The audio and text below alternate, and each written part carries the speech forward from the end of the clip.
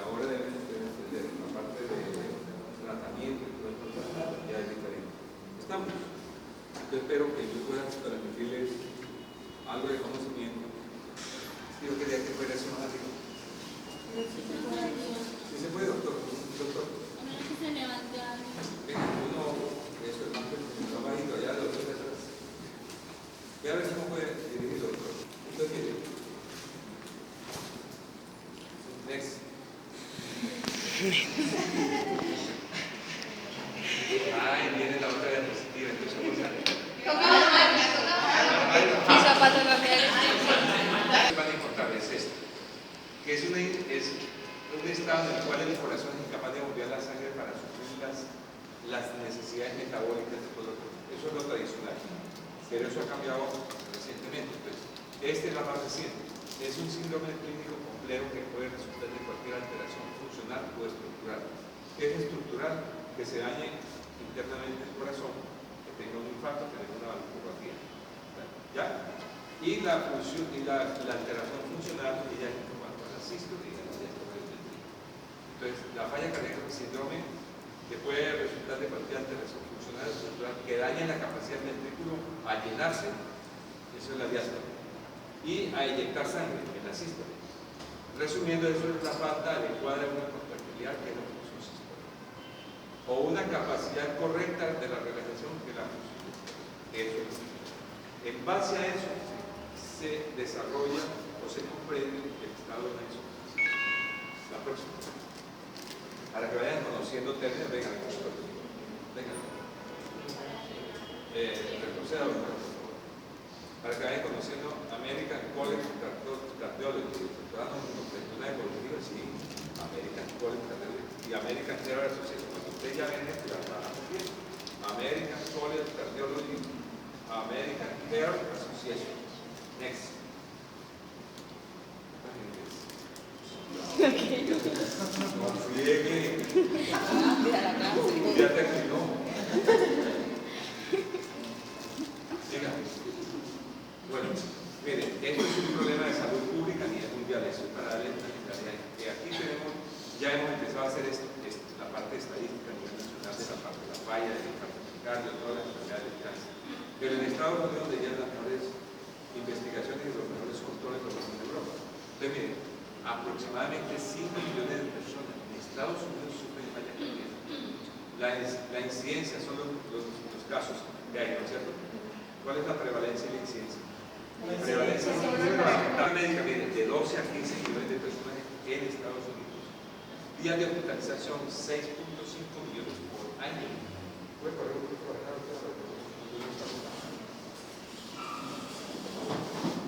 Hospitalizaciones, 900.000, casi 1 millón de personas por año. Y el costo anual, miren, billones, 27.9 billones de pesos en Estados Unidos. Aquí comparemos también una demanda del presupuesto nacional por hospitalizaciones por enfermedades. Next.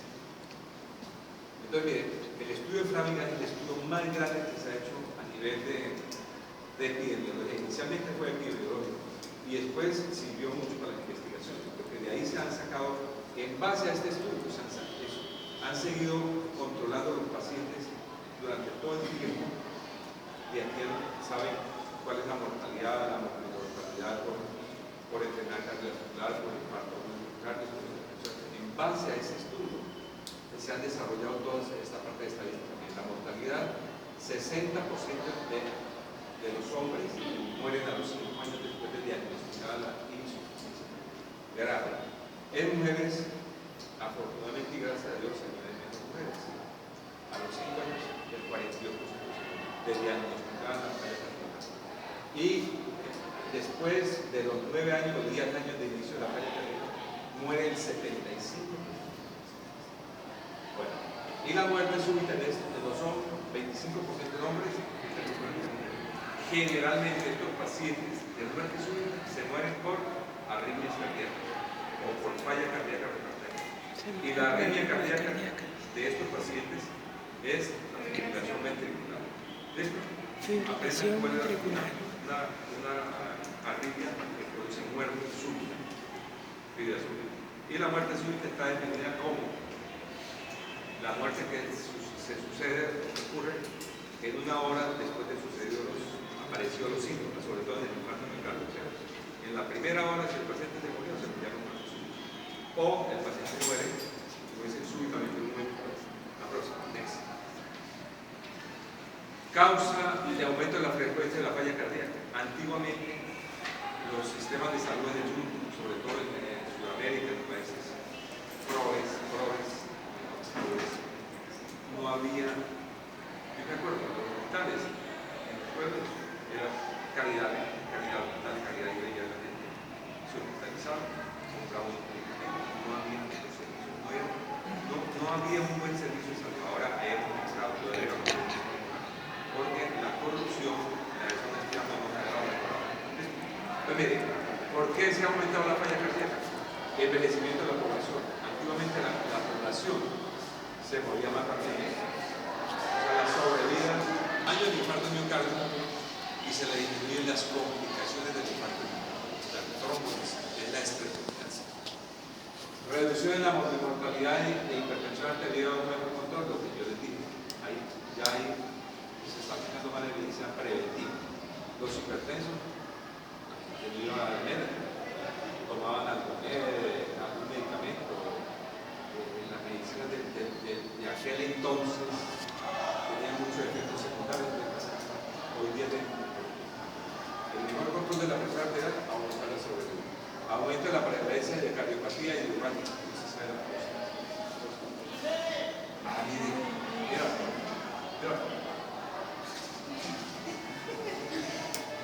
Bájame un poquito, doctor. Salud. La enfermedad importante, el pecho, el infarto. La hipertensión arterial en nuestra clínica, las colegas, todos los días vemos esto, hipertensión arterial, vemos diabetes mellitus, vemos valvulopatía, o sea, enfermedades valvulares, personas mayores, añosas, 75, 80, 85, 90, 103 años, vive una señora de las plantas, obesos en cantidad y fumadores. Entonces, todos estos factores de riesgo llevan a falla cardíaca, la coronar, hipertensión, hipertrofia del ventrículo izquierdo. La hipertensión arterial y una de estas valvulopatías, ustedes van a ver ahorita cuando yo les explique el sistema neuronal que inicialmente en la falla cardíaca y primero hay una hipertrofia del ventrículo y con el tiempo se dilata. Entonces, la hipertrofia del ventrículo izquierdo sola es un factor de riesgo cardíaco. La diagnóstica se diagnostica por electro o por eco. La diabetes mellitus, ya sabemos, produce infarto de miocardio, neuromédica, daño renal y infarto silencioso, me dice aquí la doctora. La valvulopatía es estenosis, insuficiencia aórtica, estenosis, insuficiencia renal. El envejecimiento, la obesidad y fumadores. Etiología de la falla cardíaca en general se entiende como una sobrecarga pulmonar por sobrecarga de presión de las cavidades, pérdida del miocardio, ocurre en el infarto miocardio, disminución de la contractilidad o la fracción de eyección, la contractilidad, la fracción de eyección y restricción de llenado. Esto es en la falla cardíaca, todos estos ítems, sobrecarga de volumen, sobrecarga de presión, pérdida de miocardio, disminución de la contractilidad, es la etiología de la falla. En grandes rasgos, ¿de acuerdo?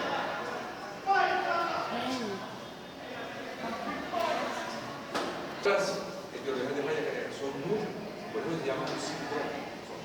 Muchos síntomas y muchas causas de falla cardíaca, causales. Entonces volvemos a repetir: la hipertensión arterial, la diabetes mellitus, la enfermedad tiroidea. Antiguamente sabíamos que solamente el hipertiroidismo producía un problema de la hipertiroidismo. Pero el hiper y el hipotiroidismo también producen falla cardíaca. Acromegalia, ya estos son enfermedades endocrinas, acromegalia, reumocitoma, hiperaldosteronismo y son enfermedades endocrinas. Embarazo. Mire, que hace un mes tuvimos una señora que tuvo una miocardiopatía periparto. No se sabe cuál es la causa de esa miocardiopatía. Después que dio a luz, los primeros días, los últimos días, empezó con Pero en esta señora sí tenemos que tenía un hipertiroidismo. Y eso, si el hipertiroidismo mal controlado y el embarazo, mayor trabajo, mayor demanda, porque aumenta el metabolismo, tiene que aumentar el gasto cardíaco. Hizo una miocardiopatía. Familiar, no se sabe por qué. Hay familias de antecedentes familiares. Cuando uno no encuentra la causa, busca la familia. Sí, mi mamá, mi papá, familiar. Abuso de sustancias como el alcohol, el exceso de alcohol. El alcohol embriaga el cerebro y embriaga el corazón. Entonces, por eso, el exceso de alcohol de las personas con malignidad, ¿sí? No piensan bien, sus controles cerebrales se desinhiben. Bueno, y hay muchas cosas que suceden con el alcohol. Entonces se emborracha el cerebro. Segundo, el alcohol deprime la función sistólica de la persona. El corazón también queda aturdido, embriagado, disminuye la contabilidad porque es un tóxico. Y hay jóvenes, personas mayores que una borrachera hacen mayores, pero el corazón es mayores. Uso crónico de anfetaminas y o de cocaína. Entonces, acostumbran a usar cocaína, hacen arritmias cardíacas y fallan. ¿Correcto? Next. Otras etiologías de la muerte que son agentes terapéuticos. Doctor Luis, que te recordar que hay medicamentos que se usan como quimioterapia en cáncer, en otras patologías de cáncer, y esos medicamentos pueden producir daño miocárdico y producir falla cardíaca. Entonces, ciclofosfamida, catecolamina en dosis altas, medicamentos hipnotrópicos negativos y que ocasionan retención del líquido. Pues aquí principalmente es, si un paciente tiene un corazón muy débil, usted le da un verapamil, un diltiazem, el paciente hace falla cardíaca. Y es un medicamento bueno para la hipertensión, pero no es un medicamento. ¿De acuerdo? Porque tiene una reacción. Next. Toxina, plomo, arsénico y cobalto. Toxinas en los uremia y sepsis. Un paciente que tiene una sepsis. Todo eso son los factores que van a depender de la función cardíaca, pero falla cardíaca. La uremia, en estos días tenemos una paciente ya, unos pacientes con uremia que son los pacientes con insuficiencia renal crónica, eso es la uremia, aumenta la creatinina, y urea, por decir el tema. Y tenemos un paciente con encefalopatía urémica, encefalopatía hepática, tiene todo. Y la sepsis, factor de necrosis, esto lleva también a falla cardíaca. Pacientes insuficientes renales, sepsis. Enfermedad del tejido conectivo, es el LES, es el lúpulo sistémico. La artritis reumatoidea, la esclerodermia, todo eso lleva a lúpulo sistémico. Enfermedad de la sarcoidosis rara vez. La amiloidosis, si un colega tuvo un problema de esto, la amiloidosis es una falla, no se sabía. Y hasta que hicieron la biopsia, miocarditis, acuérdense, los virus pueden producir daño de la fibra miocardial, de los miocitos, y llevan a miocarditis. El HIV-Sida también produce daño al miocardio y falla cardíaca. La enfermedad de Chagas, ustedes saben que hay zonas endémicas de Colombia para la enfermedad de Chagas. El pito es el que les explica a las personas y a los 15, 20, 30 o 50 años después vienen a dar los cambios de dilatación del intestino y falla cardíaca. Next. Deficiencia metabólica, peribérica, deficiencia de vitamina B1, vitamina B. ¿De acuerdo? Hemoglobinopatía, bueno, estado de alto gasto, hipertiroidismo, a la anemia produce taquicardia. Segundo, disminuye el transporte de oxígeno a nivel de los eritrocitos y lleva anemia crónica severa. Hay una algo que se llama cor anémico, que se llega con 5 o 6 de hemoglobina, disneico, cianótico, pálido, cor anémico. O sea, falla cardíaca por anemia. Fístulas arteriovenosas, lo vemos en los pacientes que tienen diálisis, las diálisis, fístulas arteriovenosas. ¿Por qué? Porque aquí hay una sobrecarga volúmica. O sea, de la vena, de la arteria pasa la vena y se sobrecarga de volumen del vena.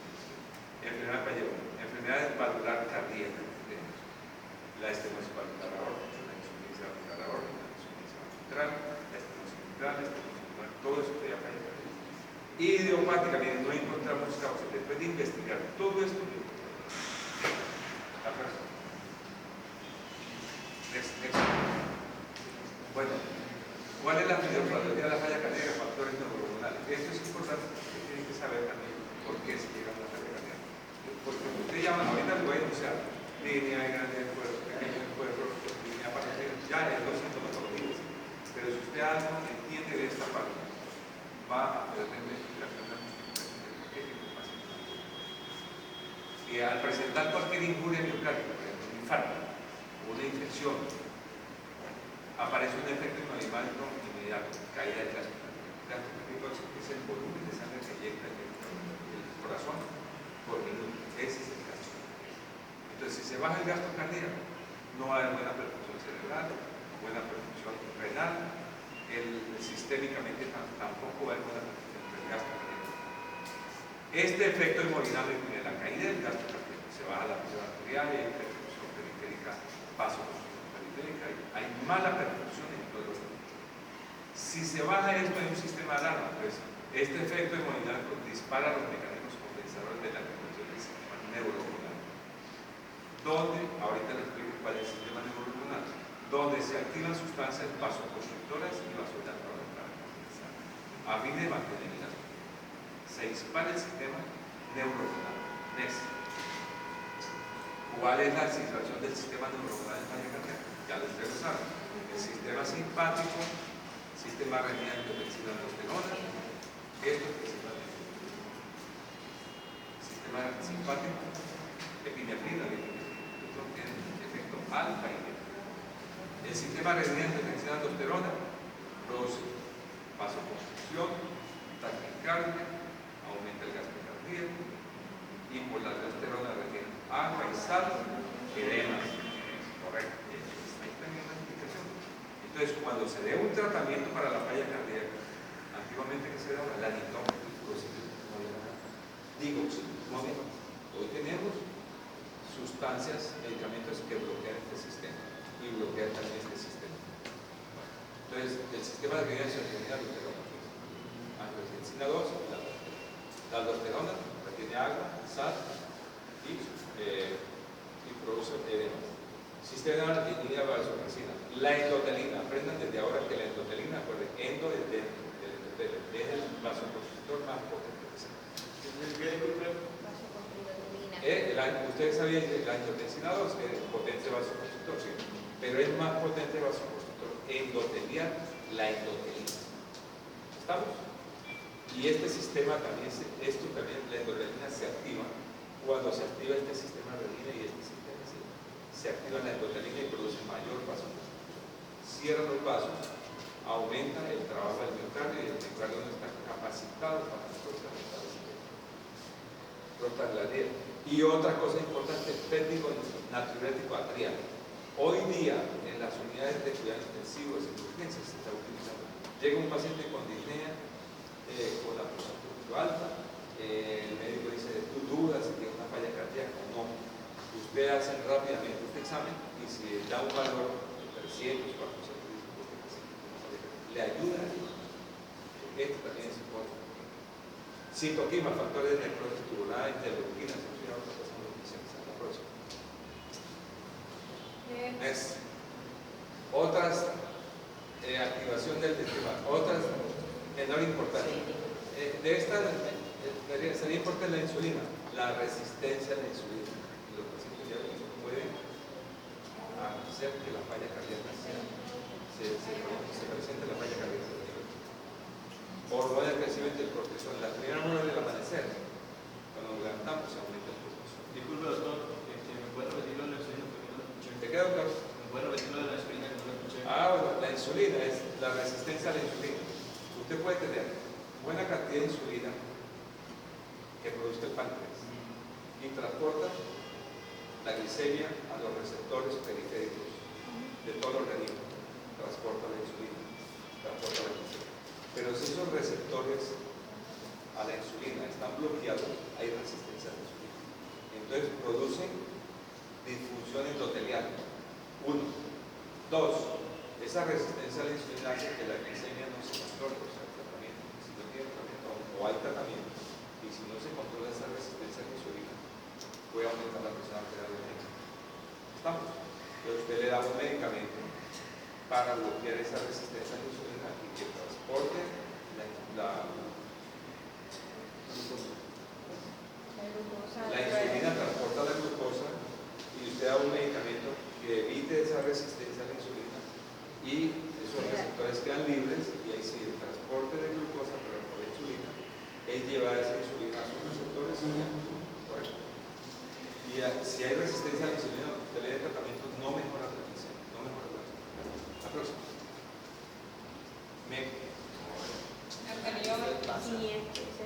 Bueno, aquí está, para que vayan aprendiendo esto. Atrás. Next. Entonces, miren, ¿qué pasa con estos mecanismos concensadores que ya vimos que es el sistema neuronal? ¿De acuerdo? Disparado. Un infarto, se subió la presión arterial, una infección, todo eso va a llevar a falla cardíaca. Se dispara el sistema neuronal. Estos mecanismos compensadores, ¿qué producen inmediatamente? Dijimos que era el sistema renina, aldosterona. ¿Qué hacen? Por la aldosterona retienen agua y sal.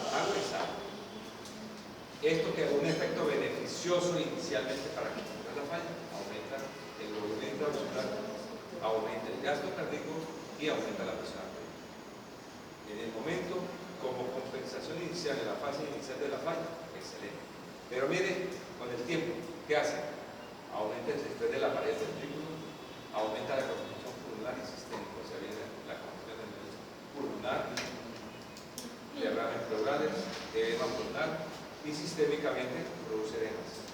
Bueno, ¿qué hace el sistema renal? La angiotensina 2 se produce vasoconstricción, ¿sí o no? Vasoconstricción periférica, aumenta el retorno venoso de la vena, pero aumenta la presión arterial. Aumenta el estrés de la presión, más congestión pulmonar. ¿Qué hace lo que les digo ahorita? La norepinefrina, la adrenalina, el sistema renal, aumenta la frecuencia cardíaca, aumentando el gasto cardíaco beneficioso. Pero miren, ¿qué es esto? Aumenta el consumo de oxígeno. Que en una falla cardíaca futura no es bueno que se abuse mucho de oxígeno, porque el corazón está ocupado. Tercero, ese sistema aumenta la contractilidad, aumentando el gasto cardíaco beneficioso. Pero al final es un efecto deleterio dañino. Aumenta el consumo de oxígeno. Mecanismos compensadores inmediatos, pero tardíamente va a ser deleterios o dañinos. Next. Entonces, miren, a largo plazo, dijimos que esto lo primero es a corto plazo. A largo plazo, ¿qué reducimos? Inicialmente, hipertrofia miocárdica. Las sarcómeras, todas las unidades contráctiles, hay hipertrofia, o sea, aumentar las sarcómeras para aumentar la fuerza y la contractilidad, para compensar ese músculo. Bueno. Pero consecuencia de la alteración de la funcionalidad de la estructura de la proteína dentro del inicio, o sea, la miosina, la actina, y aumenta la demanda de energía. Después de esta hipertrofia, con el transcurso de los años que se produce, una dilatación del primero una hipertrofia y después viene una dilatación del ventrículo. Aumenta el volumen latido, el estrés de la pared y insuficiencia valvular. El paciente hace una insuficiencia funcional del corazón. La próxima. Mira aquí lo que es un corazón sano, corazón normal. Este es el ventrículo izquierdo. ¿Cómo se llama esto, doctor? ¿Quién se cree ganó un signo? Venas venosas. ¿Y esto? ¿Quién se cree ganó un signo? Músculos pectíneos. Papilares. El músculo papilar antero superior. ¿Y este cómo llama este músculo? Posterolateral. Anterolateral y posterolateral. Por eso es que yo les explico, en el infarto miocardio se compromete esta pared acá, compromete la circulación del músculo papilar, estas cuerdas terminales quedan flojas y no coaptan bien las válvulas ventriculares por el soplo de su ¿correcto? O puede ser este músculo antero superior, eso lo que es insuficiencia mitral, secundaria. Si se secciona este músculo, ¿qué ocurre? Otros 5. No, si se secciona el músculo, ¿qué pasa con las cuerdas tendinosas? Todas producen insuficiencia mitral pasiva y se puede pasar. Entonces, esto es tomar el corazón sano. Pulmonar ahora. Este es un corazón hipertrófico. Mira esta la pared del pulmón, la pared posterior. Esta es la válvula mitral. ¿De acuerdo? ¿Sí o sí? Claro, entonces, los oculares, las cuerdas. Miren esto es lo que vimos. Y esto produce una falla cardíaca y astólica. ¿Qué es lo de diastólica? En la relajación del ventrículo esta pared está muy gruesa, gasta mucha energía para dilatarse. Eso se llama complacencia. En inglés, ustedes saben inglés, es confianza. Repitan todos, confianza. No, sí. Con estas cosas uno aprende un poquito la confianza, se ríe con la complacencia, la distensibilidad del ventrículo. ¿Qué pasa con la presión dentro de ese ventrículo? Aumenta. ¿Sí? En la diástole. Sístole y diástole. Sístole y el corazón normal. Pero la sístole, cuando es la sístole muy fuerte, que aumenta la contractilidad, porque hay una hipertensión arterial, porque hay una estenosis vascular aórtica. Entonces, este ventrículo, esa pared está muy rígida. Y en la diástole va a hacer este esfuerzo. Gasta mucha energía. ATP no. Entonces hace falla diastólica, aumenta la presión dentro del ventrículo izquierdo y del diástole. Esto se transmite a la aurícula izquierda del diástole y esa presión se transmite a través de las venas pulmonares del pulmón al capilar pulmonar, aumenta la presión en cuya capilar pulmonar produce disnea o edema. Listo. En este caso, miren cómo está el doctor Medellín con los años. Si fue una falla cardíaca, una hipertensión valvular, una o una valvulopatía que no se trató a tiempo, miren. O si el paciente tiene una enfermedad de Chagas, una miocarditis viral, una miocarditis de cualquier otra etiología, esos músculos papulares, todo esto se deforma. ¿De acuerdo? Se hace una falla de dilatación ventricular con insuficiencia cardíaca sistólica. En esto ya aprende la fracción de eyección del ventrículo. El volumen que eyecta en cada sístole va a ser menor. Hay un gran volumen acá que no es capaz del corazón porque está en sentido de delgaditas. ¿Sí? Hay varios ejemplos, lo mismo que, por ejemplo, hay varios de los que usaban ondas en los pueblos, ¿sí? Se mojaba el caucho, se estiraba fuerte, ¿sí? Con el tiempo ese caucho estirado no volvía. Una cosa muy sencilla que todos usamos, los interiores. No, mire, esto al principio sí, va apretando y al final se dilata y no se contrae. En cambio, este ventrículo que está hipertrófico tiene una fracción de eyección normal, una contractilidad sistólica fuerte, ¿no? El otro hace así. Acuérdense de la pregunta. Señor. En la hipertrofia ventricular también hay dilatación de las venas pulmonares. ¿Cuál, doctor? ¿Esta acá? Sí. Sí, claro, porque yo lo estoy diciendo. Aumenta la presión del pie de diástole. La presión que queda dentro del ventrículo es mayor. La presión es 5 milímetros al final de la diástole. Y si se pone 15 o 20 milímetros, la presión o 20 milímetros. Eso repercute hacia la aurícula. Y de la aurícula hacia el capilar pulmonar.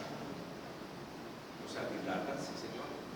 Transmite la presión hacia las venas pulmonares. ¿De acuerdo? Y al capilar pulmonar. Y puede producir disnea, la disnea, falla cardíaca, o sea, congestión pulmonar o edema pulmonar. En esta también, porque este volumen que queda está en el final de la diástole, está aumentando el volumen de la presión y también por eso la falla cardíaca. Pero esta es sistólica, diastólica y esta es sistólica. A veces puede haber mixta, ¿bien? Habrá un momento del tiempo que se sea mixta, sistólica. Bueno, next. Ahora sí es lo que ustedes querían. ¿Cuáles son las manifestaciones? Son disnea y fatiga.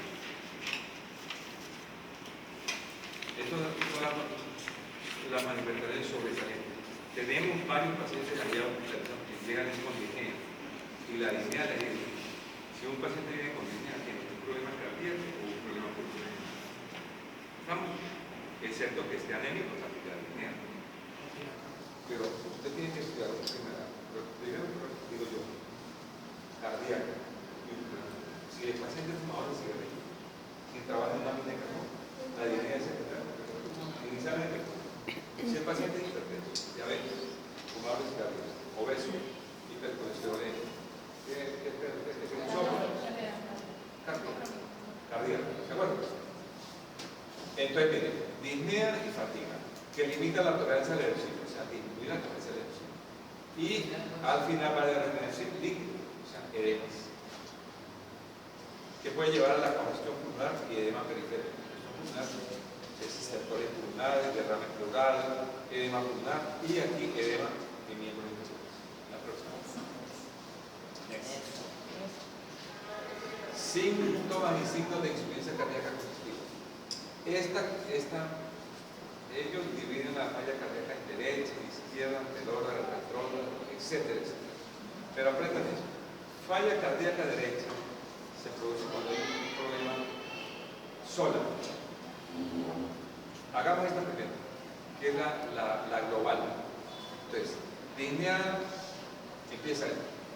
La secuencia es disnea de grandes esfuerzos, de medianos esfuerzos, de pequeños esfuerzos, reposo, disnea paroxística nocturna y orto.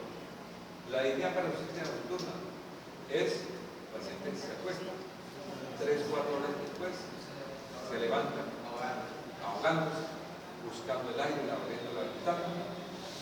Eso es un preedema, ya es un edema pulmonar intersticial. Lo que usted me preguntó, si aumenta la presión del ventrículo, en la aurícula repercute hacia las venas pulmonares y esa presión va aumentada hacia el capilar pulmonar. Y por eso se produce la disnea. Y ya la ortonomía es una disnea que el paciente no tolera ni acostarse, pero pasa sentado.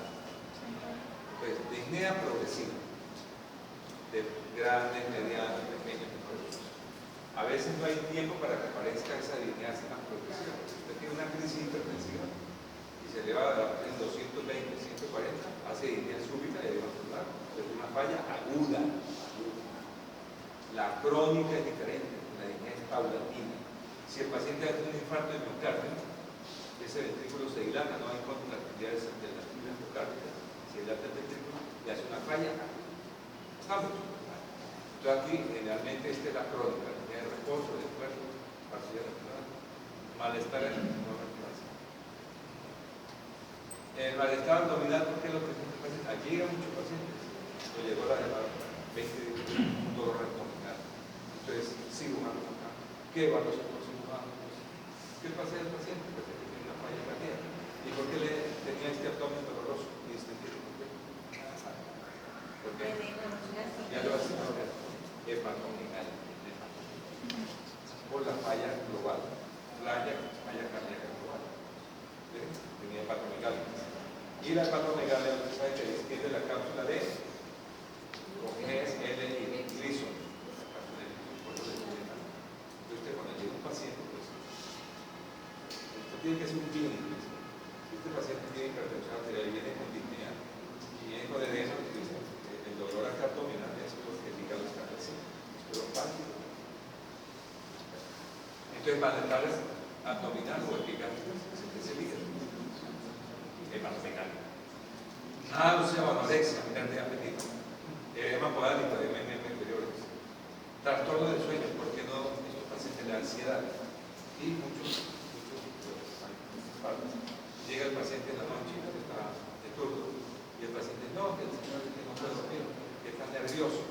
No, denle un alprazolam, denle Xanax, ¿sí? Llévese. El paciente le da esa ansiedad. ¿Por qué? Porque el aumento del retorno venoso hacia el corazón, el volumen, el aumento del ventrículo, lo que estamos haciendo aumenta la presión del volumen del ventrículo a la aurícula y la aurícula del pulmón, pero es la disnea, eso de la sobrecarga de presión de volumen de estas cavidades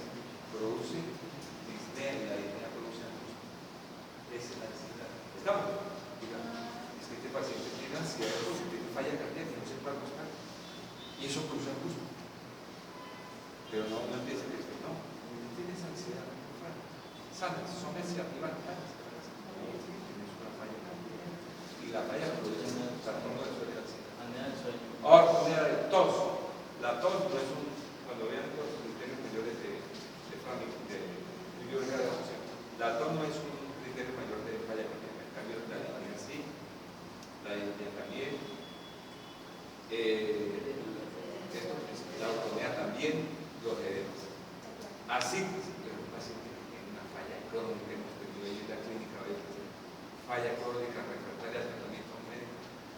Hace falla izquierda, inicialmente, después hace, compromete el lado derecho de su corazón, falla derecha, insuficiencia percutida, impuritación yugular, hepatomegalia, edema, llega en anasaca.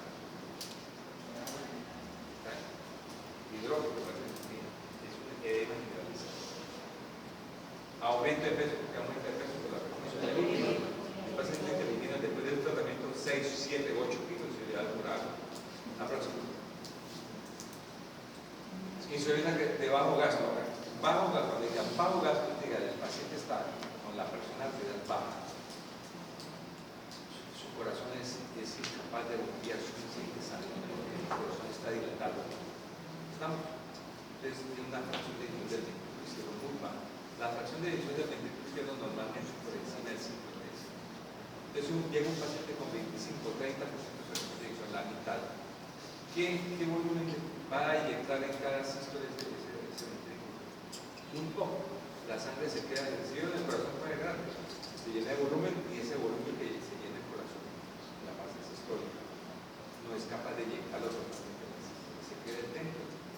Entonces hacen bajo gasto de fatiga fácil, náusea, anorexia, pérdida de peso, el paciente no come, está en falla cardíaca y su hígado se dilata y la función hepática se altera. Entonces el paciente no le da apetito y llegan hasta una cataxia cardíaca, que es cataxia cardíaca de infección severa, porque el paciente no tiene apetito, uno, porque funciona mal su hígado y el hígado es la fábrica de los alimentos, ¿sí? Por las proteínas, colesterol, los factores de la coagulación, depósitos de glucógeno, etc. Otras alteraciones. Al trastorno de la concentración en la memoria.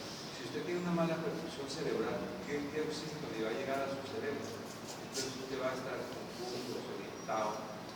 Puede llegar a la oxígeno. Desnutrición. Hemos visto ustedes, doctora, un paciente con falla cardíaca crónica, una insuficiencia órgano, que le dije cataxia cardíaca, ¿de acuerdo? Tolerancia debilidad al ejercicio, pérdida de masa muscular, es cataxia. Oliguria durante el día con icturia. Oliguria, orina poco. Pero cuando usted sabe que el paciente se acuesta, regresa, volumen y sangre a todo el organismo y orina más de Entonces, ¿qué pasa? En el examen físico se encuentra ingurgitación tubular. Dice que antiguamente se medía la presión en centímetros de agua. Pues usted coloca al paciente a 45 grados y si ve que hay ingurgitación tubular, eso ya aumenta, eso indica aumento de la presión venosa central. O sea, aumento de la presión entre el aurículo y el aurículo derecho. Pero eso proviene de dónde? Si es falla derecha, 1. Pero si es una falla cardíaca crónica global, también la falla cardíaca izquierda puede llevar a ingurgitación tubular. Esto no, reflujo hepatoyugular, lo que les dije, usted le hace la maniobra aquí, los doctores que están conmigo, presionaban acá y aumentaban la columna. A 45 grados ya tenía ingurgitación tubular.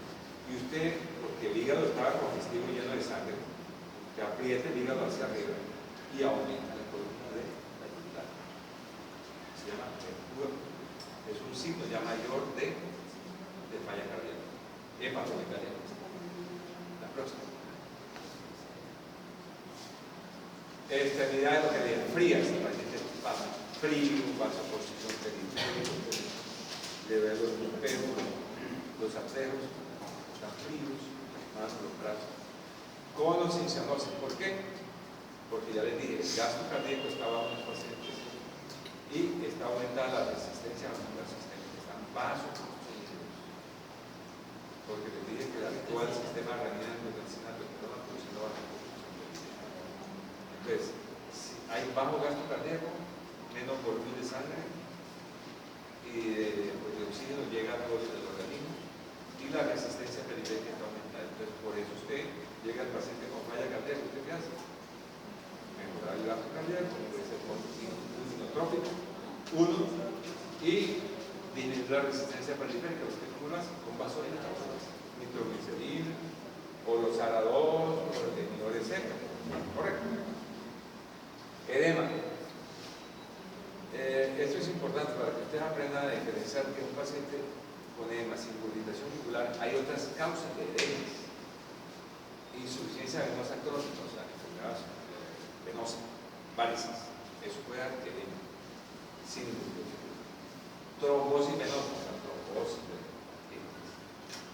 Hipoalbuminemia, baja de albúmenes, o hepatopatía. Un paciente que esté enfermo del hígado no sintetiza las proteínas, entonces va a haber baja de albúmina por otras cosas. Así, pues, la próxima. Examen físico, entonces. Usted ve que si hay crecimiento del corazón, el crecimiento del ventrículo izquierdo, el corazón se desplaza hacia la línea axilar anterior o medio. Normalmente, en corredor, ¿dónde está el ápice cardíaco? A nivel de qué espacio y con qué línea, qué espacio, la línea medio. Si está desplazado, usted dice el ápice, el PMI, desplazado a la izquierda. Usted dice línea axilar anterior. Visible o palpable. Ya, yo les explicaba a mis colegas, aquí visible. Ay, sí, y lo palpa. ¿Listo? Lo percibe. La matriz también. Listo. Entonces, ese es la activa apexiana, es crecimiento del ventrículo izquierdo, hipertrofia del ventrículo izquierdo. El ventrículo derecho se palpa en esta área, doctores. El ventrículo derecho es anterior. Entonces, usted puede palpa acá y una pulsación que le desplaza la mano y palpa esta parte. Pulsación a nivel vertical, pero tienen que tener mucho cuidado porque cuando la aorta abdominal se dilata también puede haber una pulsación a nivel de esta parte. Tienen que tener cuidado de eso. Bueno, la hipertensión, la activa paraesternal baja es el hipertrofia del ventrículo derecho. Y aquí el latido apexiano es hipertrofia del ventrículo izquierdo. Desplazada hacia abajo, hacia afuera, dilatación ventricular de libre. Acompañar el tercer ruido, difusión sistólica del ventrículo. Acuerden que el tercer ruido es un signo, o sea, el tercer ruido, el galope, pam, parada, pam, parada, pam, parada. Nunca me digo, pam, parada, pam, parada, pam, parada. El tercer ruido indica, es un signo de falla cardíaca. Uno. ¿Y en dónde está situado? Ese está situado en el tercero, después del tercero. Proto, diástole. El primero y el segundo ruido. Primero y segundo. El tercero viene acá, cercano a la diástole. Es protodiastólico y es un signo de falla cardíaca. ¿De acuerdo? Next. Gracias. Auscultación, pero usted va a ver si hay soplos. Soplos cardíacos, de estenosis de insuficiencia aórtica, estenosis de insuficiencia mitral o estenosis de insuficiencia pulmonar. De una vez, la estenosis, ahora voy a como unas 4 diapositivas de soplos. La estenosis, el foco aórtico no está localizado en el segundo espacio paraesternal derecho. El foco pulmonar, segundo espacio paraesternal izquierdo. El aórtico está sobre el coro. El foco intercutido. Cuarto espacio intercostal izquierdo. Paraesternal. Y el foco mitral. Línea O el quinto espacio. Entonces, ahí van a escuchar los soplos. Y cuando le pongan un examen a ustedes, digan, el soplo en tal parte, usted pone la mano en el pecho. veces uno mentalmente se distancia. Bueno. Campos plurales, derrame plural, crepitante, estertores crepitantes. Esos son signos de falla cardíaca, los estertores crepitantes. Si hay estertores en las bases, es una falla cardíaca. Pero si hay una disnea severa, cianosis, y los estertores se escuchan en todos los campos, es un edema. ¿Correcto? Disnea severa, o taquipnea.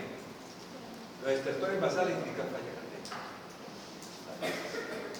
Pero cuando los estertores son diseminados en todos los campos, hay mayor disnea, taquipnea y cianosis. Sibilancias, asma cardíaca. Hay que saber que las sibilancias se producen, por eso dice asma cardíaca, es porque hay un edema de los bronquios, el edema peribronquial.